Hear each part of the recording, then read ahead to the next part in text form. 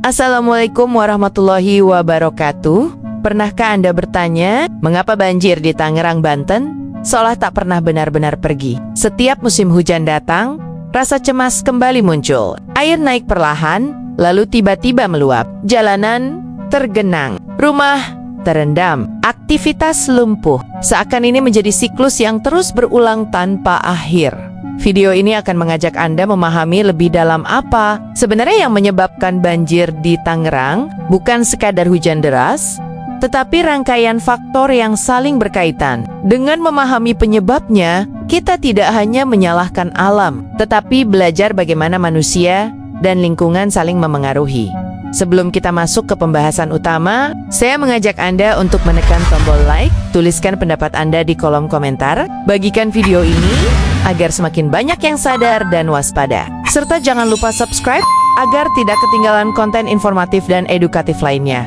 Mari kita mulai pembahasan ini dengan pikiran terbuka dan kesadaran. Panik, karena memahami banjir bukan hanya soal informasi, tetapi soal keselamatan dan masa depan bersama. Curah hujan di wilayah Tangerang dalam beberapa tahun terakhir menunjukkan peningkatan yang signifikan. Hujan tidak hanya deras, tetapi juga berlangsung lama tanpa jeda. Ketika hujan turun berjam-jam, tanah kehilangan kemampuan menyerap air secara optimal. Air hujan yang seharusnya meresap justru mengalir di permukaan. Selokan dan saluran air menerima beban berlebih dalam waktu singkat. Akibatnya, air mulai meluap ke jalan dan permukiman. Fenomena cuaca ekstrem memperparah kondisi ini. Pola hujan menjadi tidak menentu. Hujan singkat bisa sangat deras, sementara hujan lama membuat genangan sulit surut. Segmen ini menegaskan bahwa hujan di Tangerang saat ini bukan lagi hujan biasa. Intensitas dan durasinya menjadi pemicu awal terjadinya banjir. Banyak warga bertanya, mengapa banjir terjadi meski hujan di Tangerang tidak terlalu lebat? Jawabannya seringkali berasal dari wilayah hulu. Sungai Cisadane dan anak-anak sungainya menerima limpahan air dari daerah yang lebih tinggi. Air dari hulu bergerak cepat menuju hilir. Ketika volume air besar tiba di Tangerang, sungai tidak mampu menampungnya. Akibatnya, air meluap ke wilayah sekitar. Fenomena air kiriman ini sering datang pada malam hari atau dini hari. Saat warga lengah, air justru mencapai puncaknya. Segmen ini mengingatkan bahwa banjir tidak selalu berasal dari hujan lokal, tetapi dari sistem sungai yang saling terhubung. Sungai di Tangerang mengalami penyempitan akibat sedimentasi dan pembangunan di sekitarnya. Lumpur, sampah, dan endapan memperkecil kapasitas sungai menampung air. Bantaran sungai yang seharusnya menjadi ruang air kini berubah fungsi. Permukiman dan bangunan berdiri terlalu dekat dengan aliran sungai. Ketika debit air meningkat, sungai kehilangan ruang untuk meluap secara alami. Air pun mencari jalan lain, yaitu ke rama-rama warga. Sungai yang kehilangan ruang adalah ancaman nyata yang sering diabaikan. Pertumbuhan, perumahan dan kawasan industri di Tangerang berlangsung sangat cepat. Tanah terbuka berubah menjadi beton dan aspal.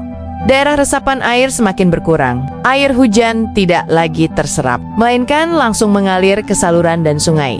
Semakin sedikit ruang resapan, semakin cepat banjir terjadi. Air yang seharusnya tertahan justru bergerak bebas ke wilayah rendah.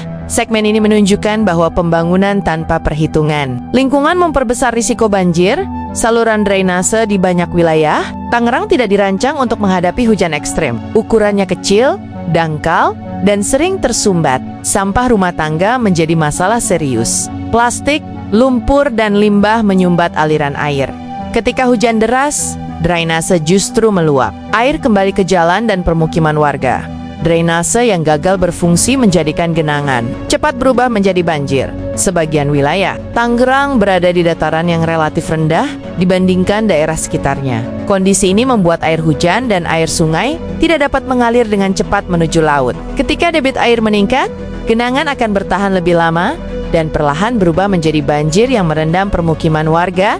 Letak geografis Tangerang yang dekat dengan pesisir turut memperparah keadaan. Saat air laut mengalami pasang, aliran sungai menuju laut menjadi tertahan. Air sungai yang seharusnya mengalir keluar justru melambat, bahkan berbalik, menyebabkan luapan ke daerah sekitarnya. Kondisi ini sering terjadi secara bersamaan dengan hujan deras. Air dari langit dan air dari sungai bertemu di satu titik yang sama, menciptakan tekanan besar pada sistem drainase dan sungai. Dalam situasi seperti ini, wilayah dataran rendah menjadi yang paling terdampak. Segmen ini menjelaskan bahwa banjir di Tangerang bukan hanya disebabkan oleh hujan, tetapi juga oleh posisi wilayah yang secara alami sulit melepaskan kelebihan air.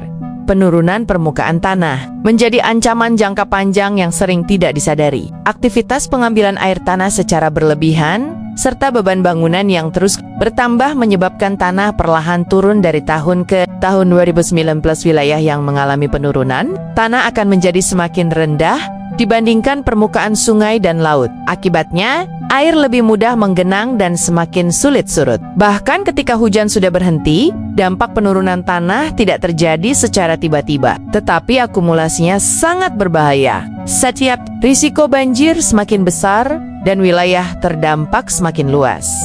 Segmen ini mengingatkan bahwa tanpa pengendalian penggunaan air tanah dan perencanaan pembangunan yang bijak, banjir akan menjadi ancaman permanen. Banjir membawa dampak besar bagi kehidupan sehari-hari warga Tangerang. Rumah terendam, perabot rusak, dan aktivitas ekonomi terhenti. Banyak warga harus menghentikan pekerjaan mereka demi menyelamatkan keluarga dan harta benda. Transportasi lumpuh ketika jalan utama tergenang. Kendaraan mogok, kemacetan terjadi di mana-mana, dan mobilitas masyarakat terganggu. Dampaknya tidak hanya dirasakan oleh wilayah yang terendam, tetapi juga oleh daerah sekitar.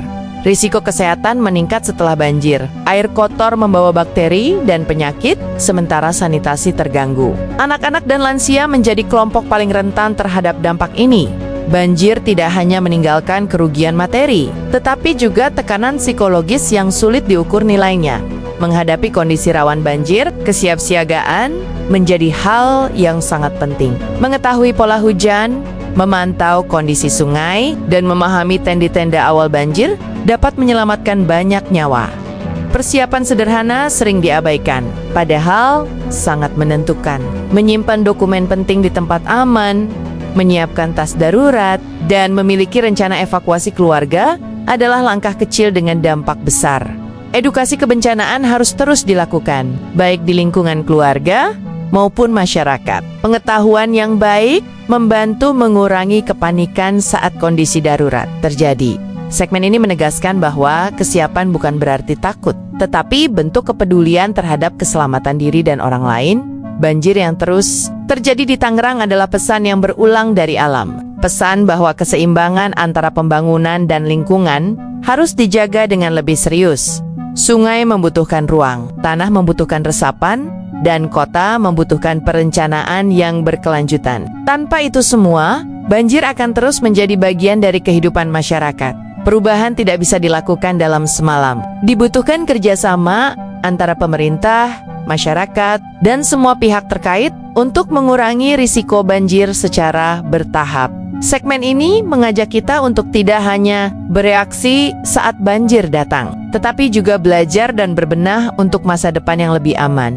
Saudara-saudara, banjir di Tangerang bukan sekadar bencana musiman, melainkan hasil dari berbagai faktor yang saling berkaitan. Dengan memahami penyebab dan dampaknya, kita dapat lebih waspada dan bijak dalam menghadapi musim hujan. Semoga narasi ini menjadi pengingat dan pembelajaran bagi kita semua. Jika Anda merasa konten ini bermanfaat, silakan like, bagikan kepada keluarga dan orang-orang terdekat, serta tuliskan pendapat Anda di kolom komentar. Terima kasih telah menyimak hingga akhir. Jangan lupa subscribe agar kita terus berbagi informasi yang mendidik dan meningkatkan kesadaran.